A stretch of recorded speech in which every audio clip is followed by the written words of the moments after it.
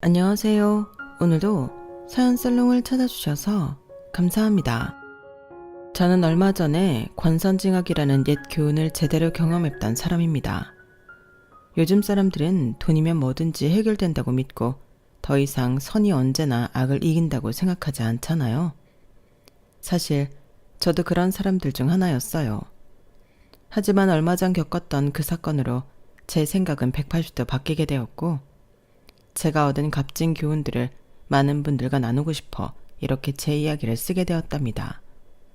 부디 끝까지 들어주시면 감사하겠습니다. 저는 스키 동호회에서 만난 남편과 결혼한 지 2년차가 넘어가는 맞벌이 부부였어요. 유난히 춥고 눈이 많이 내리던 겨울에 잠깐만 활동하려던 스키 동호회에서 남편을 만났는데, 저도 마케팅 업무를 오래 해왔고 남편 역시 소속된 회사의 홍보팀장으로 일을 하던 중이라 저희는 처음부터 이야기가 잘 통했죠. 둘 다 사람들을 웃기는 걸 좋아했고 유행에도 민감해서 연애를 할 때는 늘 웃음꽃이 끊이질 않았어요. 만난 지 1년이 지나도 깨가 더 쏟아졌으면 쏟아졌지 서로에 대한 애정이 전혀 식지 않는다는 것을 알게 된 남편은 주저앉고 저에게 프로포즈를 했고, 저 역시 그 청혼을 곧바로 받아주었답니다. 결혼 준비 과정에서도 저희는 뭐 하나 불편한 점이 없었어요. 시댁이 저희 집보다 훨씬 부유한 집안이긴 했지만 저희 엄마와 시어머니 모두 그런 부분에 대해 딱히 신경 쓰지 않았고 서로 좋은 말만 나누곤 하셨거든요. 저희 가정에 이렇게 예쁜 딸이 생긴다니 너무 감사한 일이네요. 아니에요. 저희가 이렇게 든든한 아들이 생긴 게 더 감사한 일이죠. 저는 그저 건강한 사이가 생겼으면 좋겠다는 생각만 있었는데 이렇게 성격도 좋고 훤칠하기까지 한 사위가 생길 줄은 몰랐어요. 얘가 어려서부터 그렇게 스키를 좋아하더니 스키장에서 결혼할 사람을 찾아올 줄은 몰랐네요. 그래요?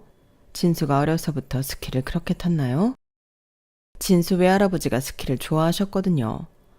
하긴 모든 스포츠를 다 좋아하는 분이셨죠. 그런데 얼마 전부터 외할아버지 건강이 많이 안 좋아지시면서 진수가 많이 힘들어했어요. 다행히 그때 유리미가 있어서 우리 진수가 마음을 잘 다잡을 수 있었던 것 같네요. 세상에 그런 일이 있었군요. 저희 할아버지랑 어렸을 때 찍은 사진이 제 프로필 사진인데 아직 못 보셨어요? 장모님, 이거 한번 보세요. 제가 8살 때 찍은 거예요. 남편은 엄마 옆으로 가서 시할아버지와 함께 찍은 사진을 보여주었어요. 남편은 연애하던 때부터 저희 엄마를 좋아하고 잘 따랐거든요. 마음이 따뜻한 분이라서 좋다면서요. 엄마는 사진을 유심히 보시고는 어렸을 때의 모습이 참 똘똘해 보인다며 칭찬을 해주셨죠.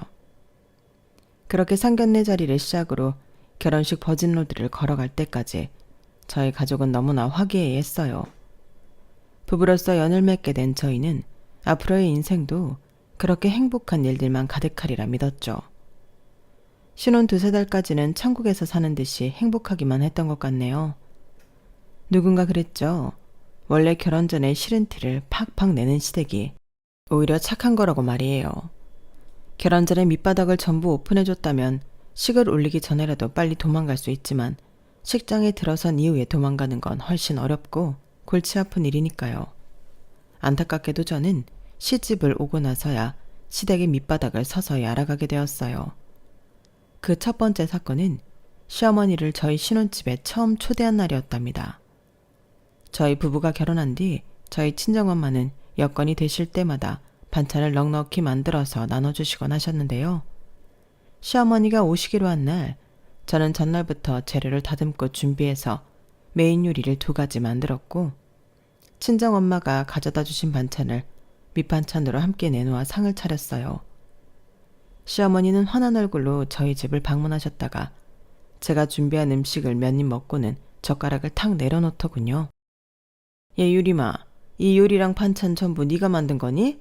아니에요. 이거 2개는 제가 만든 거고요. 나머지 밑반찬들은 며칠 전에 저희 엄마가 가져다 주신 거예요. 아, 너 정말 너무하는 거 아니니? 네? 뭐가 마음에 안 드세요, 어머님? 메인 메뉴부터 밑반찬까지 전부 돈 아끼려는 티가 너무 나잖니? 고기의 질이 달라, 질이. 애초부터 메뉴 선정부터 너무 급이 떨어지는구나. 혹시 너야말로 나한테 뭐 마음에 안 드는 거 있니? 일부러 이렇게 돈을 아끼는 거야? 아니에요, 어머님. 절대 그런 거 아니에요. 저는 제가 제일 잘할 수 있는 메뉴로 선정한 거예요. 그리고 어제 퇴근하면서 마트에서 직접 골라온 재료고요. 제가 꼼꼼히 확인하고 골라온 건데. 뭐 마트? 백화점이 아니라? 아니 얘야. 시어머니가 온다고 하면 당연히 땡땡 백화점에 가서 장을 봤어야 하는 거 아니니? 거기가 우리나라에서 가장 좋은 물건들만 드린다는 건 알고 있는 거지. 설마 그걸 모르고 그냥 아무 생각 없이 마트로 간 거니? 땡땡 백화점이 그런 곳인 줄은 몰랐어요. 특별히 장을 볼 곳이 따로 있는 줄은 몰랐네요. 죄송해요. 그리고 이 밑반찬들도 그래. 어떻게 이런 싼티나는 재료로 만든 반찬을 우리 아들 먹일 생각을 하는 거야? 모르면 배워라. 어? 앞으로 너희 친정에서 먹고 살았던 것처럼 이런 저렴한 음식들로 우리 아들이나 나한테 대접할 생각은 마라. 알겠니? 싼티난다느니 저렴하다느니 시어머니의 거침없는 언행에 저는 정말 큰 충격을 받았어요. 그 전까지는 시어머니가 그저 인자하고 우아하신 분인 줄로만 알았거든요. 물론 저 대화를 하면서도 우아한 말투는 유치했지만 그 안의 내용이 너무나 날카로웠죠. 저희 친정엄마가 자식 생각하시면서 열심히 만들어 오신 반찬과 제가 전날부터 공들여 준비한 요리가 그런 평가를 받을 줄은 정말 상상도 못했어요. 뿐만 아니라 저는 평생 동안 음식 장 보러 갈 때는 당연히 마트를 이용해 왔거든요. 누가 음식 재료 사러 백화점을 갈 생각을 하냐고요. 시어머니의 말들은 상처가 되면서 동시에 너무나 생소하고 당황스러웠어요. 그래서 저는 앵무새처럼 죄송하다는 말만 반복할 수밖에 없었죠. 그러자 시어머니는 다시 우아한 말투로 그래 알았다. 다음에는 제대로 대접 좀 해주렴 라고 대꾸하셨어요. 그러곤 밥을 반 그릇도 비우지 않고 커피도 안 마시고 그냥 가버리셨죠. 시어머니가 집을 떠나고 나서야 이성이 돌아온 저는 너무나 화도 나고 어이도 없어서 눈물이 더 나더군요. 저는 일단 속상한 마음을 꾹 누른 채로 상이며 주방 정리를 전부 마쳤고 씻고 나오는 남편을 거실로 불러다 앉혔어요. 당신 나랑 얘기 좀 해. 왜 그래? 갑자기 왜 화를 내? 화를 내는 게 아니라 당연히 기분이 좋을 리가 없잖아. 방금 어머님이 우리 엄마랑 내가 한 요리들 보고 말씀하신 거 너무 심하게 하신 거 못 봤어? 우리 엄마가? 무슨 말을 심하게 했다는 거야? 엄마가 언성 하나도 안 높이고 잘 타이르셨잖아. 뭐라고? 내가 한 요리는 그렇다 쳐. 우리 엄마가 한 반찬들 보고 저렴하다느니 싼 티가 난다고 말하시는 게 그게 말을 심하게 한 게 아니야? 무조건 언성 높이고 소리를 질러대야 말을 심하는 게 아니잖아. 우리 엄마는 음식에 대해서는 예민하셔. 아무래도 가족들 입에 들어가는 거니까. 그리고 솔직히 백화점보다는 마트가 저렴한 게 맞잖아. 그래서 지금 어머니 말이 다 맞다는 거야? 왜 자꾸 화를 내? 그래, 싼 티가 난다는 건 좀 엄마가 실수했다고 치자. 그렇지만 엄마 의도는 그게 아니잖아. 좋은 재료로 음식하라고 좋은 점 해주시려다가 실수 한번 하신 것 같고 너무 뭐라고 하지 마. 시어머니가 분명히 심한 소리를 한 게 맞는데 남편은 자꾸만 시어머니가 언성을 높이지 않았다는 이유만으로 심한 소리를 한 게 아니라며 우겼어요. 남편과 너무 대화가 안 통하자 저는 속에서 천불이 나는 것 같았죠. 결국 저는 남편과의 대화를 포기하고 안방으로 문을 쾅 닫고 들어가 버렸고 일주일 내내 남편과 눈도 마주치지 않으며 냉전을 이어갔습니다.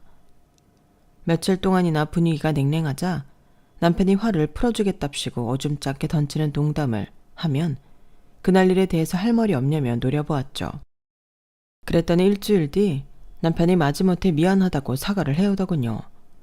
그날 시어머니 말이 심했다면서 자기가 앞으로는 그렇게 말하지 말라고 잘 말씀드리겠다면서요. 남편의 진중한 태도에 저는 그제서야 화를 풀었죠. 그런 일이 있고 나서 얼마 지나지 않아 저는 시어머니를 또 만나게 되었는데요. 바로 시할아버지 병문안을 가는 날이었어요. 시할아버지는 결혼 1년 전에 류게릭병을 진단받으시고 저희가 결혼한 이후에는 계속 요양 중이셨거든요. 결혼식에 오실 때만 해도 걸어오셨는데 결혼식 이후에는 아예 다리를 쓰지 못하는 상황이 되셨죠.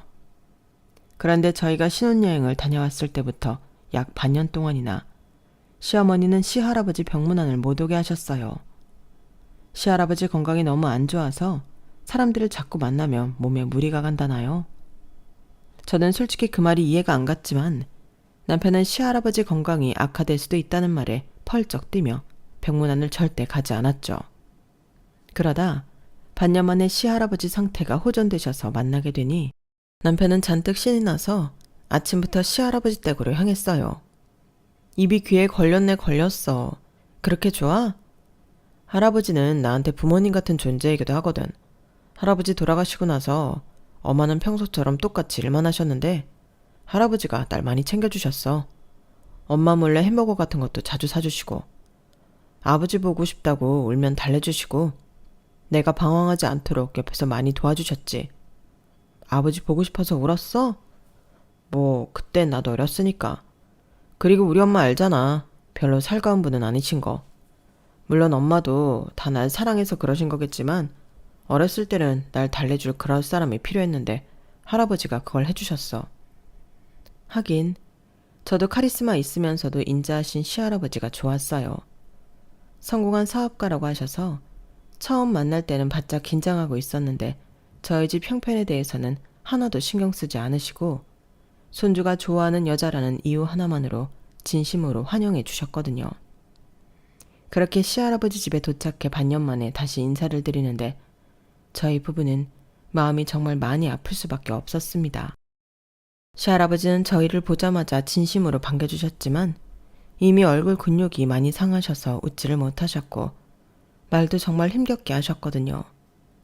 저희 시할아버지 앞에서는 하나도 내색 않고 웃으며 대화를 나눴지만 저희 둘 다 속으로는 울음을 많이 삼킬 수밖에 없었어요. 어쨌든 시할아버지 앞에서는 속도를 맞춰드리면서 천천히 대화를 나누며 그간의 안부를 묻고 있었는데요. 대화 중에 시할아버지가 자꾸만 저에게 따로 할 말이 있다는 듯이 쳐다보시는 거예요. 제가 그런 생각이 들 수밖에 없었던 게 시할아버지가 남편이 잠깐 핸드폰을 보는 등 시할아버지에게서 고개를 돌릴 때마다 기다렸다는 듯이 저를 계속 쳐다보셨기 때문이거든요. 그래서 제가 시할아버지께 다가가 조금 작은 목소리로 무슨 할 말이 있으시냐고 물어보았어요. 제 말이 떨어지자마자 시어머니가 후다닥 오시더니 제 어깨를 잡고 뒤로 밀쳐내는 겁니다. 뭐 하는 거니? 왜? 무슨 일이야? 아니 그게 할아버님께서 할 말이 있으신 것 같아서요. 아버지, 손주 며느리한테 할 말 있으세요? 아니다. 시할아버지가 움직임이 자유로운 오른손을 휘휘 저으시며 아니라고 하시자 시어머니는 저에게 날카로운 목소리로 추궁을 하기 시작했어요. 막말을 하더라도 우아함을 잃지는 않던 시어머니가 자제력을 잃고 화를 내는 건 처음 봤죠. 너 왜 거짓말하니? 제가요? 아니에요. 거짓말을 한 게 아니라 없는 말을 지어냈잖니 방금. 제가 잘못 봤나 봐요 어머님. 할 말 없다는 환자한테 뭐 하는 짓이냐고. 너 이제분이 일부러 그랬구나. 눈 하나 깜짝 안 하고 거짓말까지 하면서 무슨 짓을 하려고 했던 거야. 아니에요 어머님. 제가 뭐하러 그런 거짓말을 하겠어요. 진정 좀 하세요. 배경은 거지 같아도 애는 착한 줄 알았더니 인성마저 바닥일 줄이야. 너 지금껏 우리 가족한테 또 무슨 거짓말했니? 말해봐. 진정하세요. 할아버님이랑 계속 눈이 마주쳐서 하실 말씀이 있으신가 보다 생각한 것뿐이에요. 별로 큰일도 아닌데 왜 이렇게까지 화를 내세요? 왜 그렇게까지 막말을 하시냐고요? 이게 어디서 큰 소리를 내? 그만. 시어머니와 제가 언성이 높아지자 시할아버지가 고함을 지르셨어요. 나랑 눈이 마주쳤다. 거짓말한 게 아니야. 그만해라. 시할아버지가 시어머니를 향해 엄하게 말씀하셨고 시어머니는 그제서야 폭언을 멈췄어요. 한참을 말없이 시근덕거리던 시어머니는 저희 부부를 향해 이제 그만 돌아가라고 했죠. 눈치만 보고 있던 남편은 시할아버지께 마지못해 인사를 하고 저를 데리고 나왔어요. 이번에는 남편도 시어머니 편을 들 수가 없었는지 집으로 돌아오는 길에 자기가 먼저 미안하다고 얘기를 하더군요. 시어머니가 갑자기 왜 그러셨는지 본인도 모르겠다면서 자기가 잘 달래보겠다며 저에게 몇 번이나 미안하다고 사과를 했어요. 남편의 말에 당황스럽고 화가 났던 제 마음이 그래도 조금 진정이 됐죠. 그리고 그 이후 한동안은 시어머니랑 서로 연락도 안 하고 지냈네요. 연락을 안 하고 산 지 4개월 정도가 넘어가자 솔직히 별로 내키진 않았지만 그래도 며느리인 제가 먼저 연락을 드리고 찾아뵈어야 하는 게 맞다는 생각이 들었어요. 물론 저와 제 친정에 대해 막말을 한 건 저도 용서할 수 없지만 그래도 시어머니한테 저도 언성을 높이긴 했으니까요. 제가 먼저 다가가면 시어머니도 그날 일에 대해서는 미안하다고 하실 줄 알았어요. 마침 명절이 다가오고 있으니 선물을 좀 신경 써드리면 자연스럽게 화해를 할 수 있겠다 싶었죠. 그래서 시어머니가 예전에 얘기했던 땡땡 백화점으로 가서 고급스러운 닭이 세트를 구매했답니다.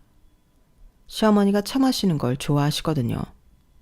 명절 첫날 시댁에 도착한 저는 약간 긴장되는 마음으로 정성껏 준비한 선물을 드렸어요.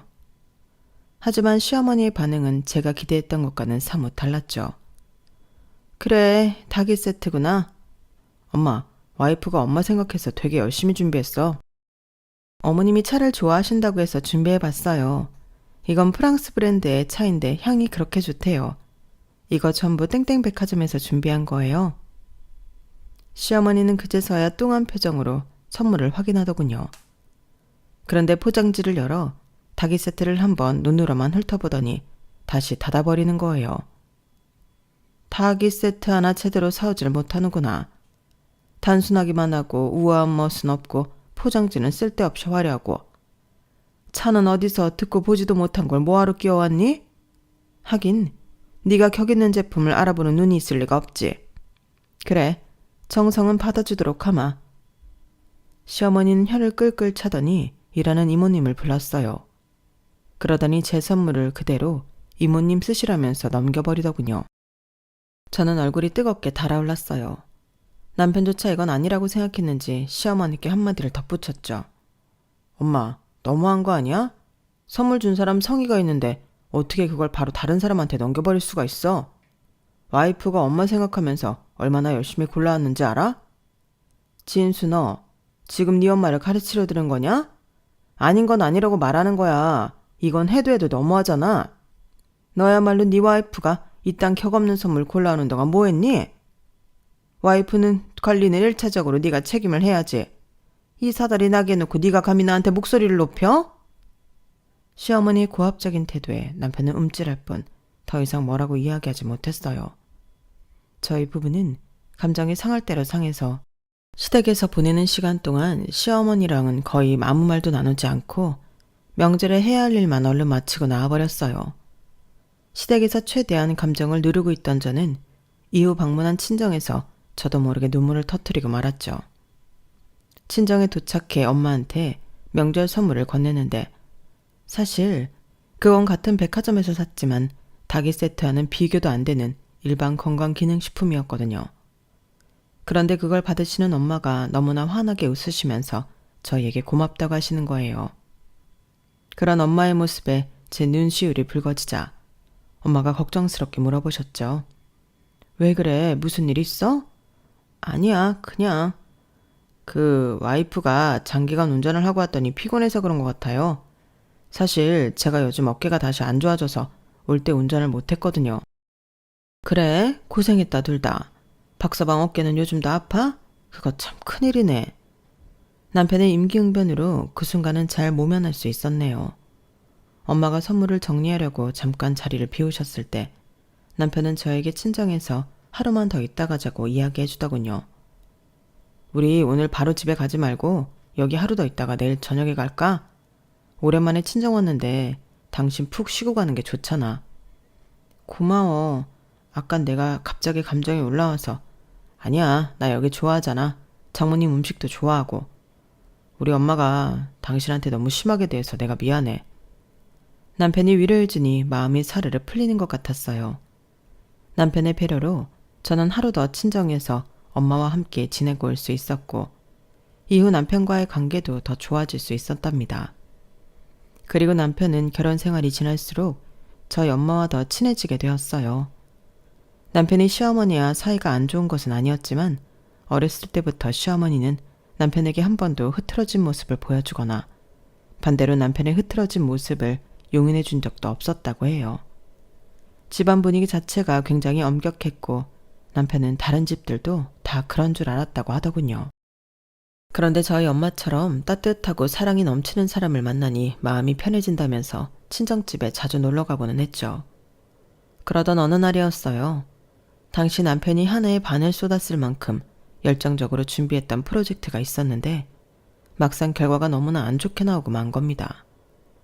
당연히 회사 내에서의 입지도 약해지게 되었고 남편도 크게 상심하고 말았죠. 제가 곁에서 아무리 위로하고 마음을 풀어주려고 해보아도 힘없이 웃기만 할 뿐 얼굴에서 그림자가 사라지지는 않더군요. 그런 와중에도 시어머니 생신이라고 고급 레스토랑을 예약해 모시고 갔는데 저는 가기 전부터 느낌이 좋지 않더라고요. 지난 일들로 서로 사이도 소원한데 남편이 너무 무리한다 싶었는데 아니나 다를까 시어머니는 그날도 저희 속을 뒤집어 놓으셨어요. 근데 진수는 왜 아까부터 안색이 그러니? 회사에서 준비하던 프로젝트가 결과가 좀 안 좋았거든요. 이이가 반년 동안 준비한 거라 상심이 큰 것 같아요.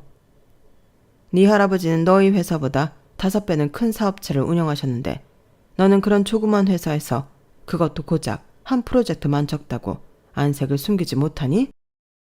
어머님, 와인 더 필요하세요? 말 끊지 마라. 유림이 너는 결혼 전엔 진수관리 잘하더만 왜 이럴 때는 힘을 못 쓰니? 남편이 저러고 있으면 네가 뭐라도 힘을 써야 할 것 아니야. 너는 결혼식만 네 인생 목표였니? 어쩜 결혼을 위해 실망시키지 않는 법이 없구나. 대체 엄마는 뭐가 문제야? 와이프도 나한테 잘해주고 나도 시간 지나면 알아서 잘 회복하고 일도 열심히 할 거야. 아들한테 안 좋은 일이 생겼다는데 할 말이 그거밖에 없어. 나는 이 와중에도 엄마 생신 챙겨준다고 이렇게 와 있는데 장모님이었으면 절대 엄마처럼 얘기하지 않았을걸? 할아버지도 엄마가 계속 말을 그런 식으로 하면 누가 엄마 옆에 있고 싶어 하겠냐고. 시어머니는 한쪽 눈썹을 치켜 올리며 남편을 바라볼 뿐 별다른 말씀은 안 하시고 다시 평온하게 스테이크를 드시더군요. 마치 남편만 이상한 사람인 양 끝까지 우아하게 식사를 이어가는 모습에 저도 치가 떨렸네요. 남편은 바로 그 다음날 친정으로 향했고 아니나 다를까 저희 엄마는 사정을 듣자마자 곧바로 남편이 좋아하는 칼칼한 된장찌개를 끓여주며 위로를 해주셨어요. 남자가 원래 밖에서 일하다 보면 이런 일도 겪는 거야. 그럴 땐 그냥 아무 생각 말고 푹 쉬면서 잘 먹고 잘 자고 그래. 그래야 다음 프로젝트 때 다시 힘낼 수 있어. 감사합니다, 장모님. 음식이 진짜 너무 맛있어요. 저희 하루만 자고 가도 돼요? 그래, 자고 가. 유림이 아빠도 외할아버지도 사업하시다가 마음 상하는 일 있으면 꼭 더 든든하게 먹고 푹 자고 그랬어. 내일은 박서방이 좋아하는 불고기 해줄 테니 그것까지 먹고 가. 장인어른도 사업을 하셨었어요? 유림이 외할아버지 사업 물려받아서 했었지. 그놈의 불이 나는 바람에 다 날아가 버렸지만. 저희 아빠는 외할아버지가 운영하시던 가발 공장을 물려받아 운영하시다가 한순간의 화재로 하늘나라로 가버리셨거든요. 그때 이후로 저희 집이 경제적으로 크게 어려워졌고 엄마는 혼자 절 키우시느라 정말 고생을 많이 하셨어요. 그 당시가 떠올랐는지 엄마는 순간 눈시울이 붉어지셨다가 과일을 가져다 주시겠다고 자리를 피하셨죠. 어쨌든 남편도 저도 친정에서 엄마와 함께 시간을 보내며 큰 위로를 받았어요. 남편은 그날 이후로 시댁에 가는 발길이 현저히 줄어들었고 친정에 더 자주 놀러가기 시작했어요. 저 역시 시어머니와는 더 이상 말도 섞기 싫어서 그런 남편을 말리진 않았네요. 그렇게 1년이 조금 넘는 기간이 흐르게 되었어요. 저희 부부는 그동안 명절날 딱 2번을 제외하고는 시댁을 가지 않았어요. 시어머니는 안 보더라도 시할아버지는 뵈러 가려고 했는데 그것조차도 시어머니가 막아버리시니 갈 수가 없었죠. 자꾸만 저희를 만나면 시할아버지가 무리를 하신다는 핑계를 대셨거든요. 물론 그 일로 남편과 시어머니 사이는 더 안 좋아졌어요. 둘 사이가 너무 안 좋아지니 오히려 의도치 않게 제가 중재자 역할을 하는 경우도 종종 생길 정도였죠. 그러던 어느 날 하루는 시어머니가 먼저 저에게 전화를 해오시는 거였어요. 시어머니는 원래 먼저 연락하시는 법이 거의 없으셨는데도요. 저는 반사적으로 전화를 받았죠. 하필 그날은 저희 엄마가 정년퇴직을 하신 직후라서 저와 남편이 친정에 가 있는 상태였어요. 네, 어머님. 집이니? 아니요, 지금 저희 친정에 잠깐 와 있어요. 저희 엄마가 이번에 정년퇴직을 하셨는데 회사에 짐이 좀 많아서 같이 정리하는 거 도와드리려고요. 퇴직하시면 다시 회사를 하실 일도 없을 텐데 그냥 다 버리면 되지. 뭘 그걸 정리하고 있니? 너희가 도울 일은 또 뭐고? 아무래도 오래 일하셨다 보니까 버리기 힘든 짐도 많으셔서요. 엄마가 그동안 고생한 것도 있으시니까 오늘은 땡땡 레스토랑에서 식사도 하려고요. 그런데 무슨 일이세요? 땡땡 레스토랑이면 여기서 별로 멀진 않구나. 예약은 몇 시니? 6시 반인데 무슨 일로 전화하셨어요? 뭐 가족 행사면 내가 가줄 수는 있겠네. 장소란 시간까지 알아버렸으니 가야지 어쩌겠니? 전혀 그럴 생각이 없었는데 저는 얼떨결에 시어머니를 저녁 식사에 초대하고 말았어요. 시어머니가 선뜻 오겠다고 하니 아무리 사이가 소원해져도 오지 말라는 말을 하기가 어렵더라고요.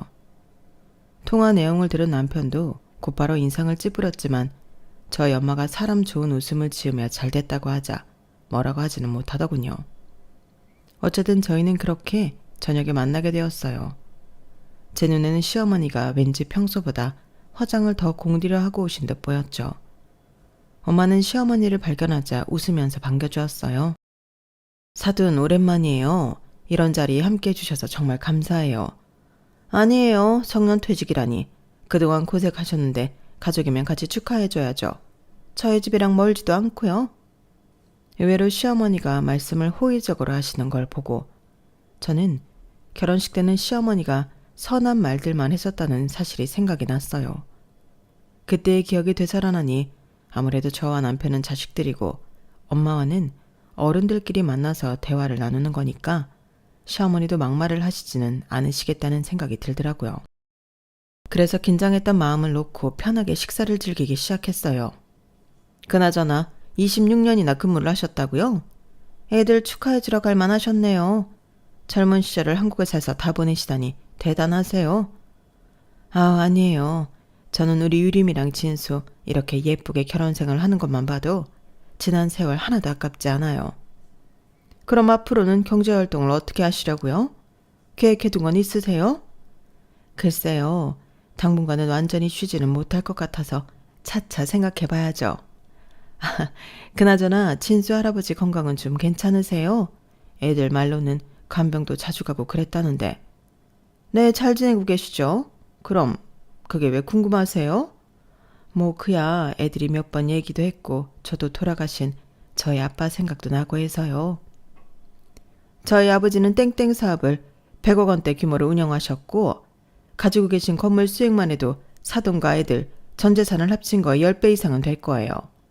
그리고 조만간 저한테 건물을 물려주실 예정이시고요. 저희 아버지를 보고 어떻게 사돈아버님을 떠올리실 수가 있으세요? 가발 공장 하셨다면서요. 저랑 남편은 시어머니 말에 그야말로 경악을 할 수밖에 없었어요. 기어코 벌어질 일이 벌어졌구나 싶어 저희가 나서려던 찰나 엄마가 먼저 웃으면서 대꾸를 하시는 겁니다.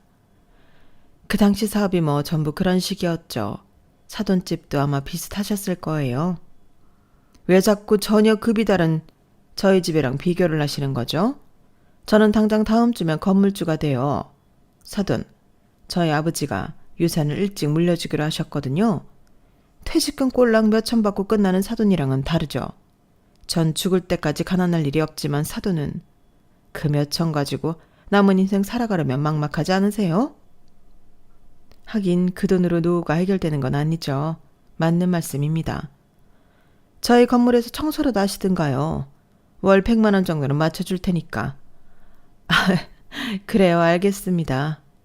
하도 남의 아들을 끼고 살길래 뭐 대단한 거라도 있으실 줄 알고 와봤는데 그 나이 되도록 이런 거 하나 없이 참 딱하시네요. 제가 뭐가 가진 게 있겠어요. 진수가 워낙 착하니까 절 잘 챙겨주는 거죠 뭐. 몇 번이나 남편과 제가 나서서 말리려고 해도 엄마가 너무 자연스럽고 너무 넉살 좋게 그 소리를 다 받아주고 계시니 저희가 나설 수가 없어서 결국 저희 식사 자리가 다 끝날 때까지 금붕어처럼 입만 뻐끔대기만 했네요. 레스토랑에서 나온 남편은 시어머니를 바래다 드리겠다며 일부러 황급히 시어머니를 데리고 가버렸고 저 역시 엄마한테 얼른 다가가 괜찮은지 물어보았어요. 그런데 저희 엄마가 정말로 아무런 불편한 기색 없이 괜찮다며 오히려 저를 토닥이는 거예요. 그 인자한 모습에 저는 저희 엄마가 보살인 줄 알았네요. 엄마, 좀 전에 어머님 말이 너무 심했지? 괜찮아? 어떻게 그런데 어떻게 웃으면서 대꾸를 다 할 수가 있어? 괜찮아. 그리고 사돈 말도 맞는 말이야. 엄마도 노후 대비를 잘 해놔야지. 맞는 말이라니.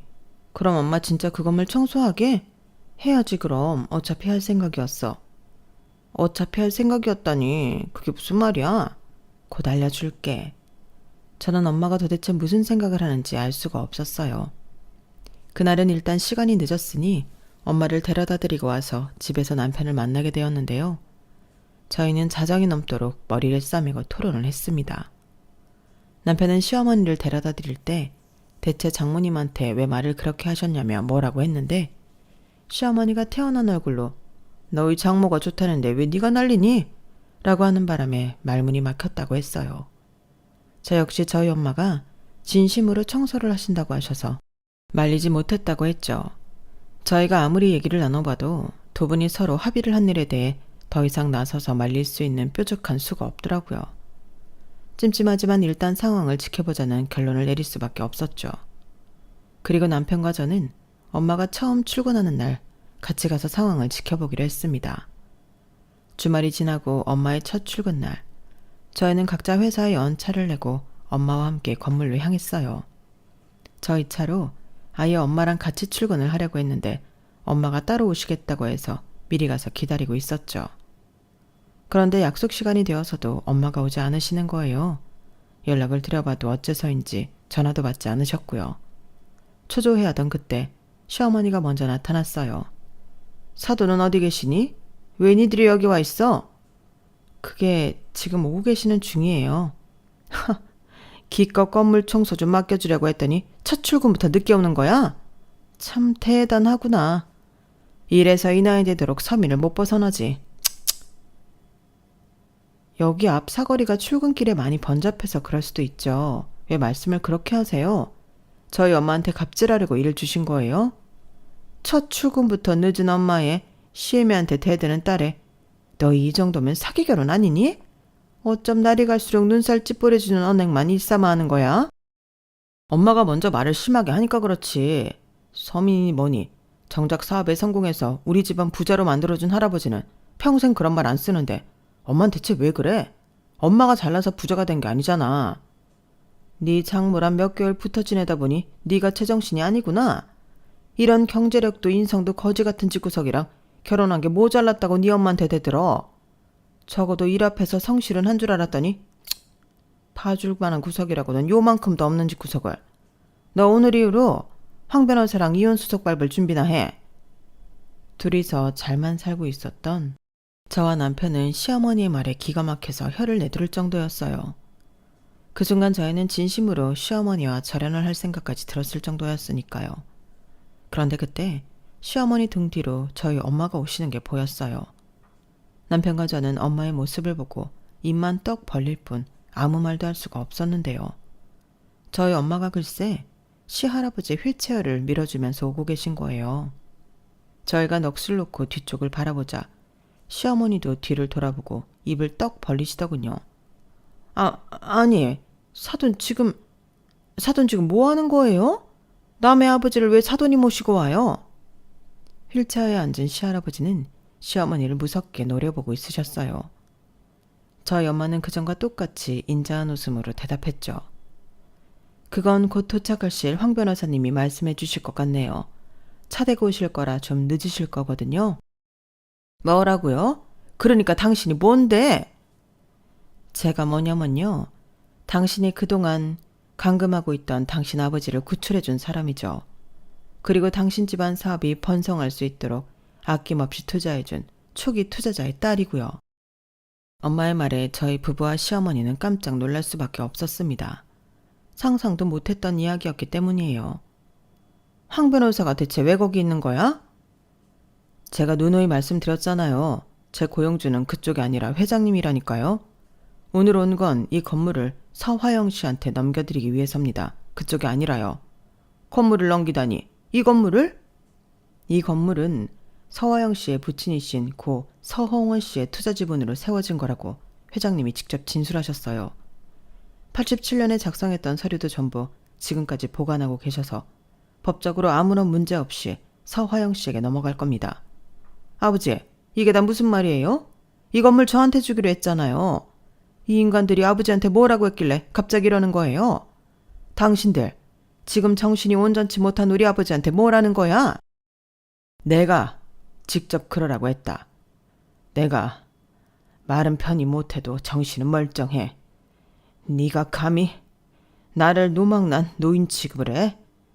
그동안 네가 내 도장으로 멋대로 가져간 내 재산 전부 다 되돌려 놓을 테니 그런 줄 알아라. 시할아버지는 얼굴이 새빨개지도록 역정을 내셨어요. 덕분에 건물 내 모든 사람들이 저희 쪽을 쳐다보게 되었고 사람들의 시선에 자신의 체면에 금이 가는 걸 느낀 시어머니는 더 이상 대꾸도 못하고 있었죠. 곧이어 황 변호사가 줄줄이 설명하는 내용에 저와 남편은 경악을 금치 못했어요. 그동안 시어머니는 시할아버지를 집에서 나오지 못하게 통제하며 저와 남편을 포함한 다른 가족들과 만나지 못하도록 막아왔다고 해요. 왜냐하면 평소 시할아버지가 가족들에게 재산을 골고루 나눠주고 약 30%에 해당하는 재산은 사회에 환원하실 거라고 말해왔기 때문인데요. 그렇게 되면 시어머니에게 돌아올 재산이 많지 않기 때문에 시할아버지가 거동이 불편한 것을 기회로 삼아 그동안 많은 재산을 자기 마음대로 증여받아왔다고 해요. 시할아버지의 도장을 가지고 서류를 전부 자기 마음대로 작성해오면서 말이죠.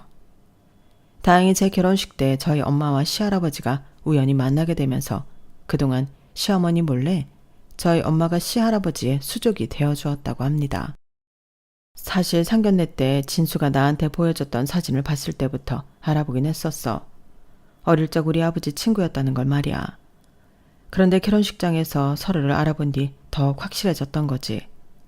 너희 할아버지께서는 날 알아보자마자 바로 미안하다며 눈물부터 보이시더구나.